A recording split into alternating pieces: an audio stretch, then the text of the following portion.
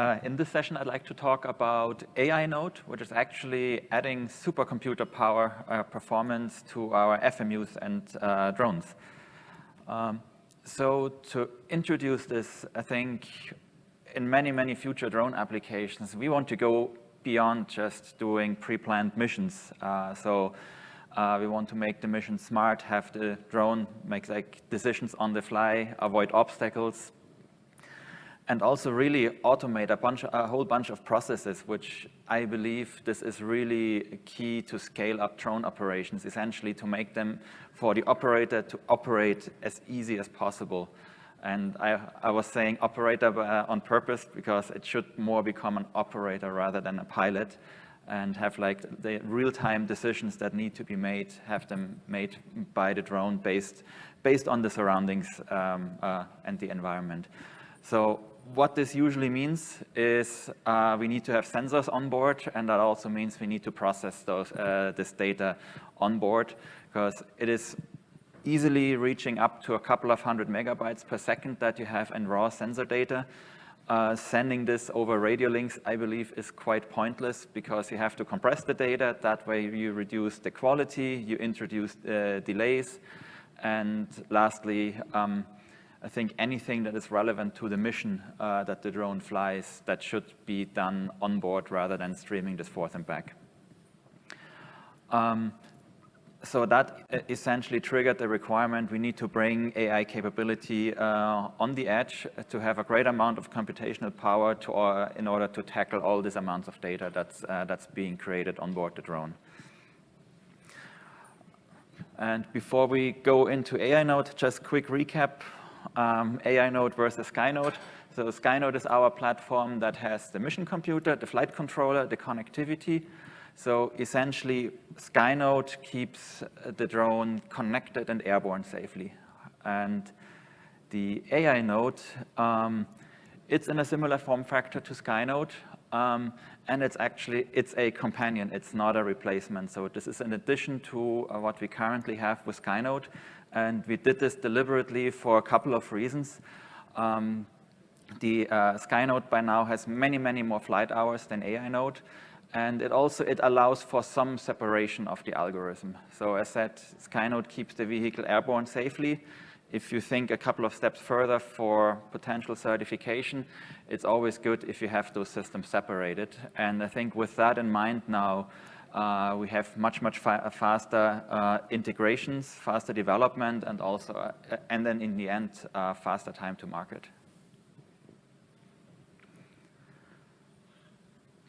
So let's look at the hardware. So we chose NVIDIA for a couple of reasons. I mean, it might not be in the embedded area, might not the most power to compute efficient, but in our viewpoint, it has a couple of advantages. And I think it's many things. It's all about the development experience. And with that, NVIDIA with the SDKs and what's available, what we saw is ahead of the others. And we've been talking to a couple of smaller software companies that are specialized on AI applications, and pretty much the feedback was that it saves a lot of development time, and it's faster to deploy with the toolkits that are available already with NVIDIA. So we built this around Xavier NX. It's a 6-core CPU, 8 gigs of RAM, I think up to 21 tera operations per second. And I think that really makes it very, very suitable for the machine learning applications, CUDA applications, and also the image processing to deal with all the amount of data that's around. And I think it's roughly equivalent, if you look at the graphical performance, it's roughly equivalent to 60 Skynodes. So should give plenty of compute. If we look at the connectivity, the goal was to connect as many sensors as possible, also to be able to prototype applications. So we have MIPI CSI, which are compatible with the Raspberry Pi cams. We have an HDMI in for certain cameras. On the USB, we have 2.0 and 3.1. And yes, I know 3.1 might be an issue with the GPS. but after all, we've done this in a few applications with USB 3. It is possible, but you need to be very careful with the design. And then we have a whole bunch of other I/Os that you can use to connect additional sensors. And then I think what is especially important, we put in a large SSD, because especially for autonomy applications, when you're developing, logging is really key. You need to be able to log all the raw data and understand later on what the system was doing during the development time. And this is really where the SSD comes in real handy. And I think we got write speeds up to 1.5 gigabytes or so per second, which I think allows for quite some logging. So how they play together? They communicate over local networks. So within Skynode, there is an Ethernet switch. We use one of the gigabit Ethernet ports, usually of the AiNode, to connect with either the payload bus or the additional Ethernet that's available on the Skynode. And then that lets you enough ports available to work with AiNode.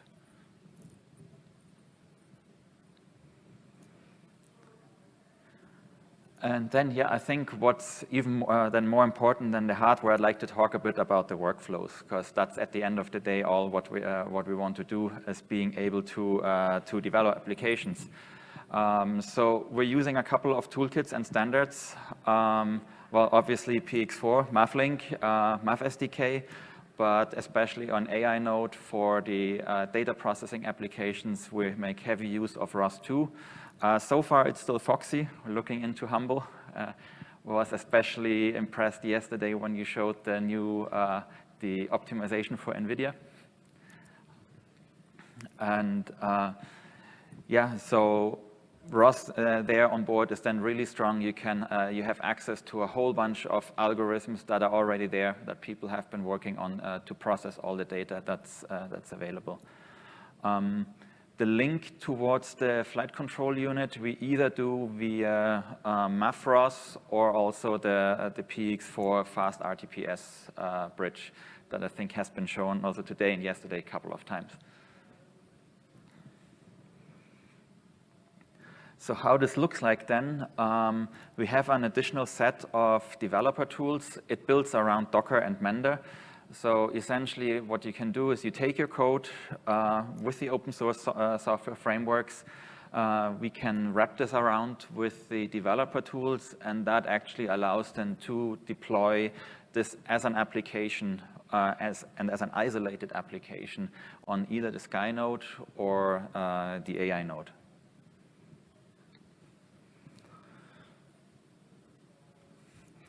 And yeah, this is an example. This is the telemetry example from MAV SDK.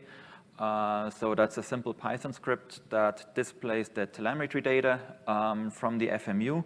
I think this so far nothing really new. And the way it looks like then, it's essentially, it is a Docker file. We pull in an image, we install MAV SDK, deploy this telemetry script. It's important that we have the entry point there, and then we wrap everything up and can directly deploy it onto the device. And with the tools that we provide, it's actually as simple as, even though it's not locally, it's pretty much as simple as do make, install, and you have to have it deployed onto the device. If it gets a little more advanced with our cloud solution in the backend, we have also the possibility to push those applications onto the devices over the air. Now that was more or less the regular development workflow. It looks similar when we talk about NVIDIA. With the addition here, essentially the CUDA drivers are already installed on board the AiNode, and then the Docker engine takes care of like virtually mapping the CUDA drivers and give access to the accelerators to the Docker containers.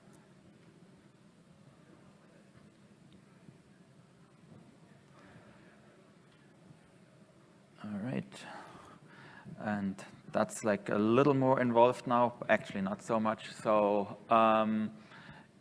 the workflow pretty much for the AI applications looks the same, and I think the real meat here is the first line. So essentially, that's an example from an example Docker container from NVIDIA that you can pull, and this is essentially it. What we do on the bottom there is pretty much we copy pre-trained networks into the Docker container. Again, we have an entry point. And what you see on the right, it pretty much looks like a Docker Compose file that adds some metadata, what both the developer tools and what the Docker container should be doing on the device. And I think no big surprises there. It's important to have the runtime NVIDIA. We need to map a couple of volumes, and also we need to map a video device because we want to detect something. And the way this looks like,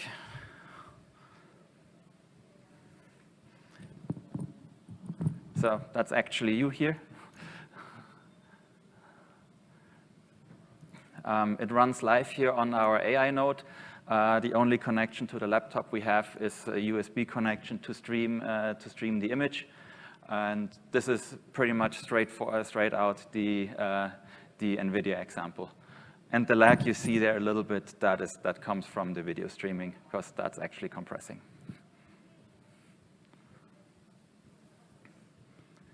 Yeah, so it's really easy and simple to deploy those things. I think we have not too many bad detections. What kind of frame rate are you getting, refresh rate are you getting before the compression? So this is, I need to check with NVTop, but this example is not really hard on the GPU.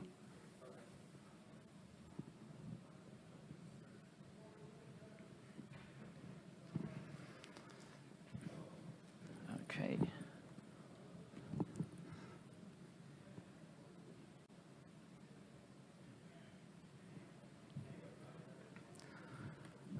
All right, so yeah, with having those things in place, that's again a bit the story about our ecosystem.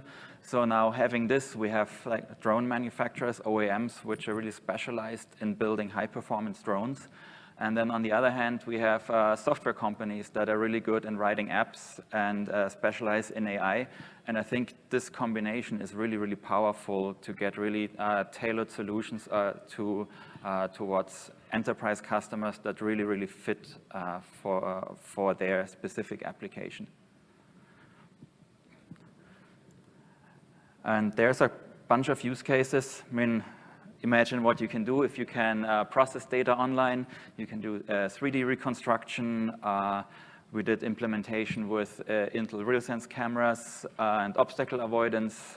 That's sort of an octomap that you see there. Real-time mapping based on laser scanners. And also what I find quite interesting for example, and I'm going to show a video about this, is automated inspection. So one of the common problems is in inspection use cases, you roughly know the GPS coordinates of where the object to be inspected is, but this can be off by a couple of meters. Now, if the drone's supposed to fly close to this object, a couple of meters off is just too much.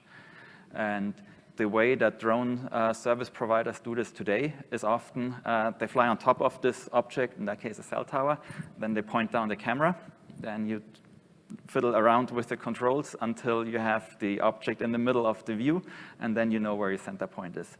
And I think we can do smarter than that, and that's what we have done with one of our software partners, Spleen Labs, with their visionary perception algorithm. So they have an additional camera on board, they have a laser scanner, and essentially what you do is roughly you point the drone at the object to be inspected, it gets detected, and then it shifts the flight plan and is able to execute the flight plan around that object. And yeah, they were developing this. We left in the command line commands. They did it based on ROS service calls. I mean, it's really good for the development before you wire everything up to a UI. And that way they were really able to interact with the system and get to this solution really, really fast.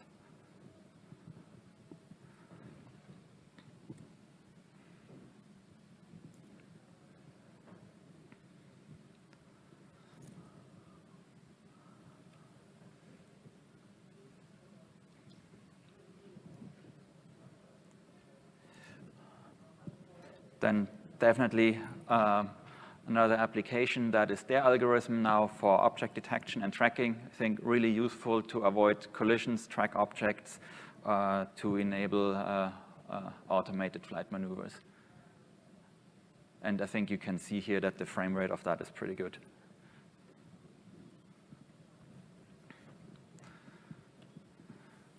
All right, yeah, to summarize, I think that's another really good addition to the ecosystem, adding the supercomputer performance to our FMUs. Really good for compute-heavy operations, for fast and immediate deployment. We have the memory for the logging, which I think is really important, and we also have the tools then to also deploy, once the development is done, to deploy the applications onto the product. All right. Thank you, and happy to take any questions. Yeah. Not to put you on the spot, but what would you think would be the advantages over a solution that maybe it's the Voxel 2, as this would be, I know that NVIDIA compared to Qualcomm. What are the advantages and disadvantages you see between these two products? So I'll quickly repeat the question for the online audience. So question was about advantage of NVIDIA over Qualcomm and Voxel 2. I don't really think that they compete. At least when talking to the partners we are working with, they were more comfortable developing with the tools that are available by NVIDIA, because it seems to be more mature, and the APIs and so forth are more stable than from others.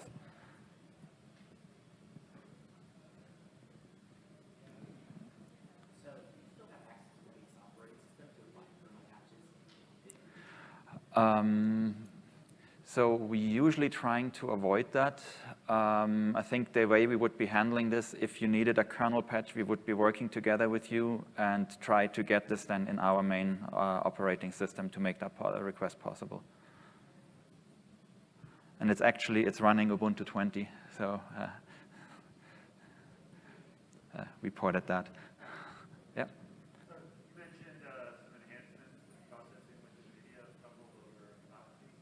Sorry? Did you mention some enhancements from yesterday from Humble with Achtelik? Oh, yeah, right. The problem is if you have a processing pipeline and you go through several stages, then the data usually would always go to the CPU, hand it off to the GPU, back to the CPU, to the GPU. And probably Tali is able to get more into detail about that. But what they did is essentially that the data stays on the GPU, and only a ticket with the meta information gets handled from processing step to processing step. And if I recall the graphics correctly, that was at least a 10x speed up, if not more.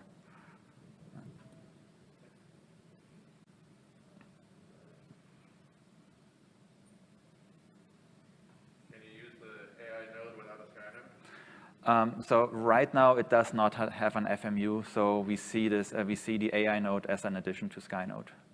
But yeah, if there's a demand that's coming up, I mean, this is not set in stone.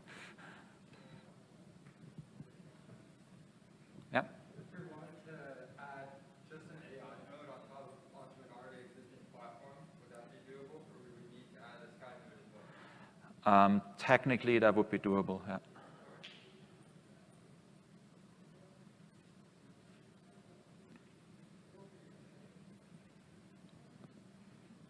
All right. Any other questions? There any questions from the online audience? Okay. I don't know if you mentioned it. How many cameras can you currently hook up or have you tried to kind of depend on your application? I think that depends on many things. So hardware interface-wise, I mean, you have the gigabit interfaces, you have the USB interfaces, and the MIPI.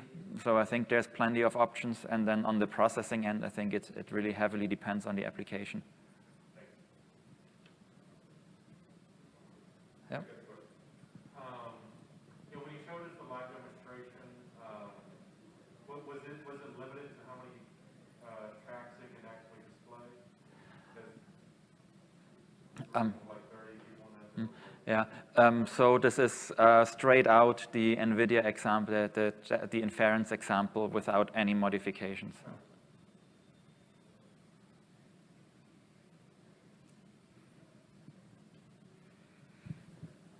All right, cool. Then thanks everyone for attending. And if there's any other questions, I'm happy to chat on the booth or just ping me.